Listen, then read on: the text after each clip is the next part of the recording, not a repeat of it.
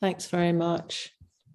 So welcome everybody that's come in from other threads. I'm really so pleased to introduce you to Sasha Coutinho. Sorry, Coutinho. I know there's a footballer, I think that's, or Mourinho, is that? I'm not really, sorry. Anyway, Coutinho. It's a pleasure to have you here, and especially to continue this theme, important theme of decolonization and studies in post-colonial theories. So you have been working, you did your master's in international relations and completed a master's in international relations quite recently, 2021, but have managed to fit in a look at or research on post-colonial theory and African case studies. And I think you mentioned particularly Madagascar, Rwanda, and Uganda. And this very interesting talk has this the title of Questioning Language, Power and Knowledge, Colonialism in Medical Knowledge Production, and especially its effect on the development and, very importantly, the acceptance of African traditional medicine. So I'm going to hand you over now to Sasha. Sasha, do you want to share your screen? Can you share your screen? Great. Thank you very much. And look forward to hearing it. Okay, thank you for the introduction. So as was said already, my presentation is on traditional medicine and how it can fit into education for sustainable development. So as was already mentioned, I've completed my master's. So this is sort of looking at this from an international relations perspective. So compared to some previous presentations, it would sound quite broad, but I think we can still narrow it down to like, what can the UK do to help African countries, or what can the UK do to stop this colonial behavior? So as was mentioned, I've looked at Madagascar, Uganda, and Rwanda, but this particular research is actually just on Madagascar and Uganda only. The reason being that during the COVID-19 pandemic, these two countries had made traditional medicines which they believed could cure or at least alleviate the symptoms of COVID. Each of the two countries had different ways of behaving when these cures came out, but to me it's not relevant because Madagascar had a bit of a weird way of behaving. The president didn't quite take the cure through proper so-called scientific testing. But to me, it doesn't matter if he did it or not. The point is somebody tried to make something, so we shouldn't have a colonial or negative reaction towards it. We should just collaborate to make it better so that it does actually help the pandemic. So basically throughout my research, I just kept on seeing that the medical field is one of the ways that the Western powers continue to have a hold on African countries as well as Asia and South America. And keeping a Eurocentric view in the medical field basically helps to continue this system of unsustainable unsustainable development. And it also spills into the education sector, okay? So as mentioned, Madagascar made a medicine called Covid Organics. They used a plant called Artemisia annua. Uganda made Covidex. They used, I think it was a sandalwood plant to make this cure. Especially the Western media portrayed this very badly, especially Uganda. Madagascar were called quacks. This word was used several times in BBC reports, The Guardian, and so on and so forth. To me, that was incredibly shocking to see such a word used in this modern day, because there's no evidence that it is actually quackery. especially since it hadn't gone through proper testing. There's no justification to use such a horrible word. Other negative language was used, especially on social media, as both European and African people responded towards it. A lot of Africans themselves called it quackery. Some called it a potion, some called it witchcraft, and so on and so forth. So I was very disturbed by seeing that, because I personally was very happy to see an African country trying to solve a global pandemic. So I researched as to why this was happening. And I found that in the medical field and the education sector, African knowledge is portrayed as illegitimate and unscientific, so that we don't trust it, and we end up engaging in it very negatively, and therefore continue to rely on vaccines. I'm not saying there's something wrong with vaccines. I'm just saying we shouldn't just depend on them only. We need to have alternatives for solving pandemics. Yeah. And also the reason why these two countries made these cures was because they didn't trust the West sending them vaccines, especially vaccines that were actually almost expired. It was very insulting to see African countries experience that, as well as experiencing negative reactions to them trying to find a solution towards that problem. I was interested in this because traditional medicine is something that everyone in the world uses anyway. And it's been happening for millennia. But of course, during colonization, especially missionaries used to be sent out to wipe it out. Missionaries used to set up not only schools, but also hospitals. And through these schools and hospitals, they replaced the traditional health practices that Africans used to have. And in their own written records, they more or less used to lie that Africans didn't have any science before. They just were practicing witchcraft or doing evil stuff, and that the Westerners brought knowledge to them. And this continues to be maintained in the education system that still, unfortunately, exists even in African countries, but it also exists here in the UK, in France, Germany, etc. Yeah. So as I said, negative language, not only in the media, not only in our personal conversations or on social media, but even in academia, shockingly, it's prevalent. The words that I've put here, I've deliberately put them in red to show how negative and horrible they are. They even appear in academic articles, especially this word unscientific, because science or scientific is an academic term. So especially this word unscientific or illegitimate, void of logical thought, and irrational, they all appear. Reasons for this vary. African traditional medicines are often rooted in African traditional religion, which is seen as a superstition in comparison to Christianity, which is seen as a legitimate religious belief. So yeah, because they're connected, it's used to justify this sort of negative academic language. But despite that, I believe a lot can be done to changes. And in fact, some changes have been made, as I'll show in the next few slides. But anyway, for now, what we can do in African countries, for example, is to introduce African science to children from primary school level. The reason why I say this is because, surprisingly, this is actually not present. At especially secondary level, history needs to be taught about indigenous knowledge, and the history of colonial medicine needs to be taught as well. This can help to instill pride in African students so that they can know that, oh, actually, there's lots of African medicines and African inventions that are very good, and we can use them again. Because African medicines are so connected to African religion, the education system needs to accommodate African traditional religions and actually teach what they were about, rather than just saying, oh, this is witchcraft. Actually tell students what's the name of their ethnicity's God and what did that God tell them to do. A lot of African traditional religions already had an ethos that whatever you do for yourself is impacting the earth. So when you do something, you make sure that it protects the earth as well. You protect the animals, the plants, the people around you. But this is never emphasized. It's only seen as a religion where you just kill and sacrifice everything. This is not true at all. So that kind of language being fed to students, it needs to stop, and the truth needs to be told to them.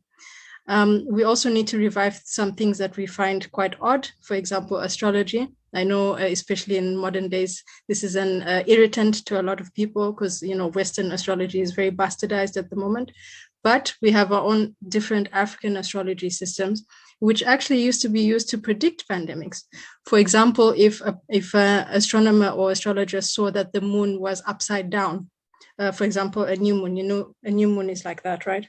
So if it was somehow like this for some reason, they knew that a pandemic was coming. They didn't develop this thought from nowhere. They had observed several pandemics happening when the moon was upside down. So if you teach students this thing, which it sounds strange, but if you teach them, they can verify it for themselves and see if it's true. Or they find another way of predicting pandemics. Yeah. As you know, a lot of African women are excluded from the education system. But they're very good at spreading knowledge orally, especially traditional midwives who often see women when they're pregnant or when they're having some menstrual problems. They also see young girls.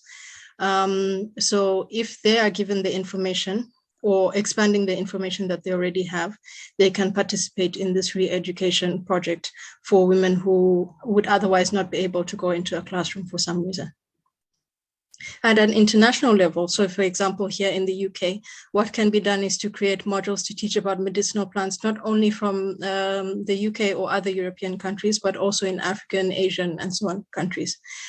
Now, as we know, there are a few universities here that have a very deep colonial history, and these universities are quite connected with museums, libraries, and gardens.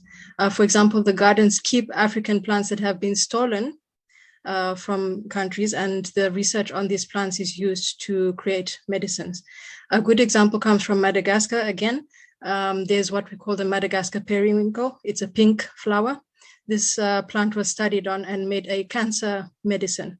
But Madagascar has received no compensation from that at all. Artemisia, for example, is from China. They used this for malaria medicine in 1983. They couldn't quite produce it widely. So a Swiss company bought it under the guise that, oh, we'll help you to produce this. And well, the Swiss company now is the one making the profit, not China. And this is very weird because we don't think of Switzerland as a place where there's malaria. No. And of course, African countries are also buying that medicine because malaria is quite prevalent there. So these areas need to be compensated. And the intellectual property that they had, which was bought, it needs to be taken back so that these countries can replenish the knowledge that they had and make new cures. And then, of course, since places like Africa and Asia have a similar history of being stolen from, they should also work with each other. This is especially helpful for a place like Africa, where they have better relations with China than the West. It just gives them an alternative if they're still apprehensive about collaborating with a Western country on this. Why is this important? Because as we've said in several previous presentations, universities are vessels of knowledge production. And as I've just said just now, they have a colonial history, which is being used to maintain a status quo of an unsustainable development. But this can be completely turned around, and we can use education to better the world and better international relations.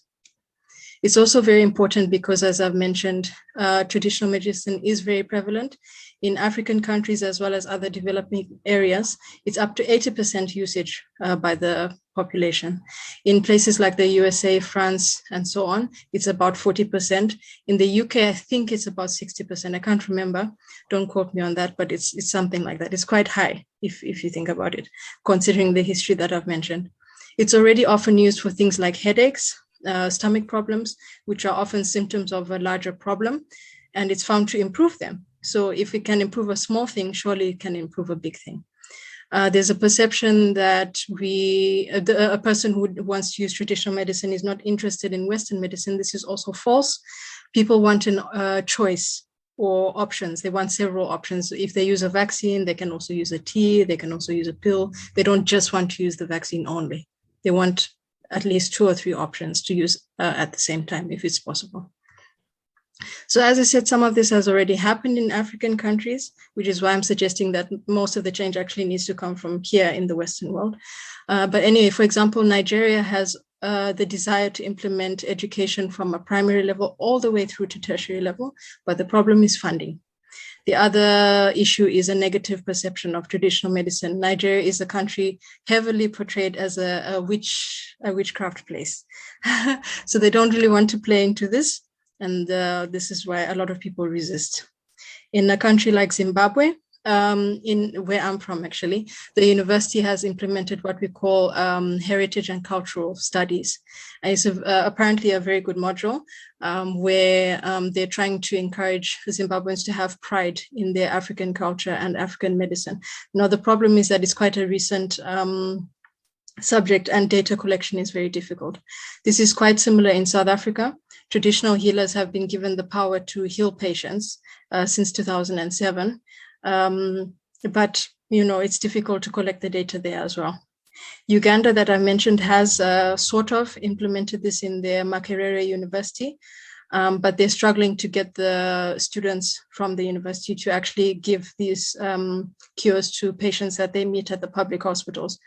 Madagascar has actually made over 40 plant-based medicines. But unfortunately, some of the population are scared of using them because they don't really know what these cures do. Illiteracy is very high in Madagascar, and therefore education is very low. So people don't really have the power to read and find out what a plant medicine does. So they're a bit skeptical, and they still rely on what they know, you see. But despite that, these countries mentioned, as well as other African countries, have noticed that people tend to change their behavior to improve their health once they've received a traditional medicine education. For example, they drink and smoke less. Women have noticed that when they take a traditional medicine, their menstrual cramps are not as bad. And, when they get pregnant, eventually the pregnancy is a bit better than if they weren't taking it.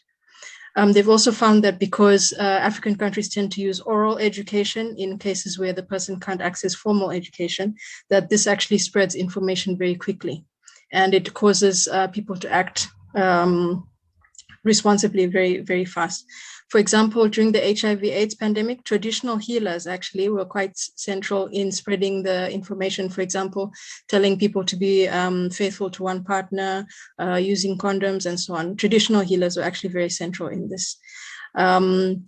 In situations where, for example, there's a cyclone, some people believe, oh, God is sending a plague to kill us off. No, the traditional healer goes around and says, no, actually, this is not the case. A cyclone comes every year, and this is what we can do to help ourselves. So traditional healers have already been shown to be very proactive and very transformative in society. Yeah. Political impact or international relations impact. If a patient in Zimbabwe is safe, it means that a patient in South Africa can be safe, et cetera, because, of course, people travel around. You may know some stories of expired medicines being sent to African countries. This happened in the COVID pandemic. So again, this has caused a lot of anger, where nearly expired vaccines were sent to South Africa, I think Gambia or something like that, quite a few countries, and they're very disgusted by this. So if they can control their own medicine and can control the expiry date and so on, easy life. It's easy to control a pandemic that way. If you're sent expired vaccines, you're not going to take it, obviously, and then the pandemic continues to spread. African countries are very concerned about their independence and autonomy, so this helps them to achieve that. Also helps them to safeguard intellectual property rights and to regain knowledge which has been previously stolen. Conspiracy theories, which I've mentioned before, such as, for example, COVID-19, the white man made this in the lab to kill us off, they will stop. Because once you have the power to encounter this disease that the white man has brought, you won't worry about that. You just say, okay, they've done it again. Let's just figure it out. How do we help ourselves? And then they'll trust their own governments as well and their own education system, because they'll see that they're actually being taught something about themselves rather than being taught about some colonist and some medicine that he brought hundreds of years ago. Yeah. And as I said, the women who sometimes can't get into the formal education system, they can now take a leading role, but also it encourages them to engage in the formal education system. And that can also help to counter vaccine hesitancy. Because, for example, maybe Africans can make their own vaccines, or once the Western countries see that they're taking matters into their own hands, they will respect them a bit more and stop sending expired medicines. Of course, this is not without trouble. As I've already mentioned, much of this knowledge is wiped out, so it's going to be difficult to reclaim it. But once the universities that have participated in the theft return the knowledge, then things can move quickly. STEM subjects are often preferred to humanities. I think this has been covered in some previous presentations, so it slows down the teaching of history. But again, it doesn't matter. We can still create modules that help this, or STEM subjects modules can have a history element to them. Religious education, as I said, can change the negative attitudes that are currently there. But as I said, African countries are very religious, so this part will be quite slow, unfortunately, but it doesn't matter. We can still plod on. The last thing is that transport links in African countries are still not that well developed. But of course, once funding is there and once African countries have taken matters into their own hands, then things can move quickly. One more thing is that this is often seen as not profitable because it's not in line with development. If a person is able to make a traditional medicine at home, well, somebody doesn't make a profit, you see? So this is why people don't want it to happen. So we need to stop this attitude. Not everything is about profit. We need people to stay alive so that this world can be better. Let's focus on that rather than money. Okay, and then once we've done all that, finally, we can reshape our view. We can stop seeing something as quackery. We see it instead as a scientific experiment, because that's what they actually are. And it's not evil, it's not witchcraft, it's actually a social good, and it is actually God's work. God wants us to be healthy. So let's promote health through whatever religion we want. It is true that some African medicines are very old, but there is room for modernization. We shouldn't focus on whether something is old. We should just focus on what can be done to make it new, and so on and so forth. And that will help us to achieve our sustainable development goals, improve people's health, reduce inequality, empower women, improve our health and education systems, and so on, and also use the earth properly. Because as I said, when you make yourself well, you also make the earth well. So whatever you do to yourself, you have to do it back to the earth. If you use a plant for yourself, you then replant it so that the earth is healthy again as well. Yeah, that's it for me. Just one last thing I'll add, since I haven't gone too much over time, is that this has actually already been done in Asian countries. They already have institutions of traditional medicine education. So it is possible for us. What I'm trying to say is, not only Africa, but also Europe can take inspiration. Look at Japan, they've got 80 institutions. That's a lot. So we can do it. Yeah, thank you very much. Thank you so much, Sasha. That was so interesting, and to get that international perspective of traditional medicine, especially from the African continent. Thank you for sharing your research with us, and also in terms of language as well, how that's been affected. We have time for about one question, maybe two questions. Does anybody have any? Okay. Any questions? We've got this incredibly enlightening. I wonder how this could be tied with other alternative treatment initiatives gaining recognition in medical curricula, such as social and nature prescribing. Sasha, do you think there's links that could be made with social prescriptions as which the